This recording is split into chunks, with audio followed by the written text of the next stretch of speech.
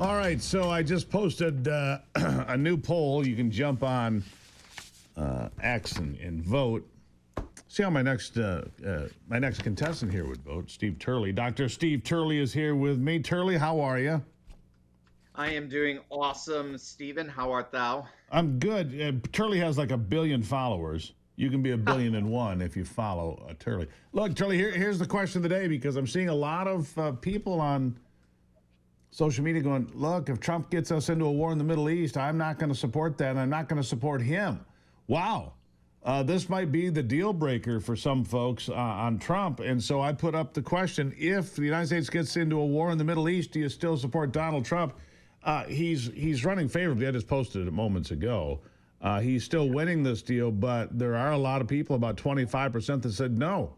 They would not, just a few votes in. I mean, I think this is a deal breaker because he said no more wars, no more permanent wars. What do you make of it? Yeah. Well, definitely on X Space, he's going to lose a lot more support than he would in the general population. So I think Rasmussen, so our good friend Mark Mitchell, had him.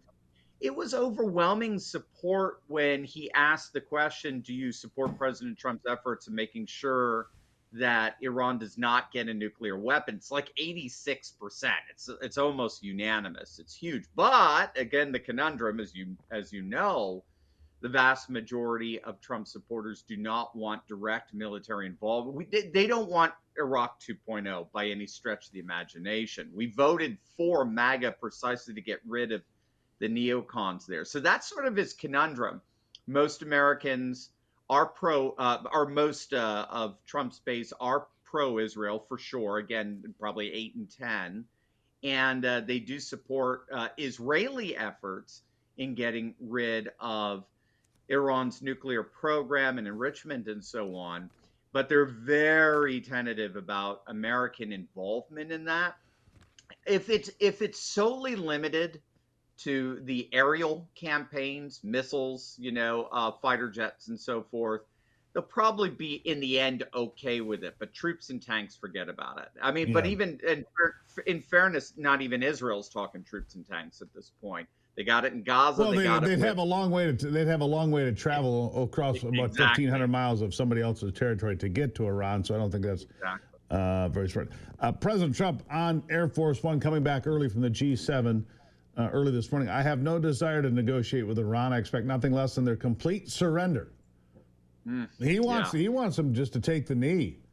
I don't know that I see the mullahs taking the knee. Yeah, I think that's part of his what they call strategic ambiguity. So 1 minute he's saying no, right? I just want to take and let's carve out a deal. The deal's still there. Take the deal before it's too late. Then the next minute, complete surrender. And that ambiguity is supposed to keep the opponent. It's almost like a rope-a-dope with Muhammad Ali. It's supposed to keep them off balance. I mean, for me, the big concern, John Mearsheimer of University of Chicago, the geopolitical theorist, argues that more or less Israel is actually trying to drag us into the war. They have a multi-front campaign going on with Gaza on the one hand in the south, and then Hezbollah in the north. And they usually would rely on the escalation dominance doctrine, which means you hit them so hard that your opponent eventually says, all right, no mas, I don't want to fight anymore, no more retaliation. That hasn't been working over the last year. Hamas and Hezbollah stubbornly kept coming back. So if Bibi Netanyahu could get Iran to cut off the Strait of Hormuz and thus make that would trigger the Carter Doctrine from 1980 that more or less requires us to go in and take out that obstruction militarily. Well, then it's going to restore that escalation doctrine. It's going to bring in the United States, and that's going to provide the deterrent. We'll see. I mean, Trump has a real balancing act here. Again, he does. The majority support getting rid of. We'll see what happens. I put the poll out there. Go to my X account. You can do it too, Turley. You're not too good for that. Go to my X account and vote and tell me where you are. We've only got a couple dozen votes when I just threw it up. Haven't even looked here. But real quickly, got a couple minutes here before you go.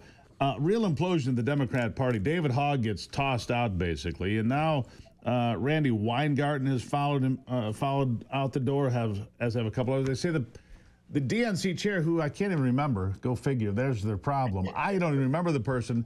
They say they're weak and ineffectual and not doing the job. No kidding, I can't even name the guy. Yeah, I love the smell of Democrat implosion in the morning. It's just awesome. Smells like victory. Smells like victory, yeah. Roy Tejera, he's a Democrat, but a Democrat with a brain. He's got a great piece out on his Substack basically saying the Democrats are busy writing the political ads for the Republican Party for 2026. And it's not just the collapse of the leadership. I mean, you think about it, the scenes of illegal migrants standing on top of burning cars, waving a Mexican flag, could not possibly be worse political optics for a party that already voters did not trust when it came to immigration and the border. So, I mean, their policies are non-existent. They have no issues. Their leadership is falling apart everywhere you look, and membership is leaving. So the voter registration gap is a net 1 million positive for Republicans across the country. You put those three things together, that's a party in total decline. I think it was Alex Castellanos talking about that, the political analyst, saying this is what happens when a party completely begins to fall apart. And it goes back to its core of what it really is. It's not even reaching out to voters anymore. No, they have one issue. We hate Donald Trump. That's their issue. Turley, I wish we had more time. Next time, come for longer. We say that every time we need to. Dr. Steve Turley. Turley, thank you. Stephen, thank you. God bless America. There he is. There's Turley, everybody. I'll take a break and be back. It's the Steve Gruber Show.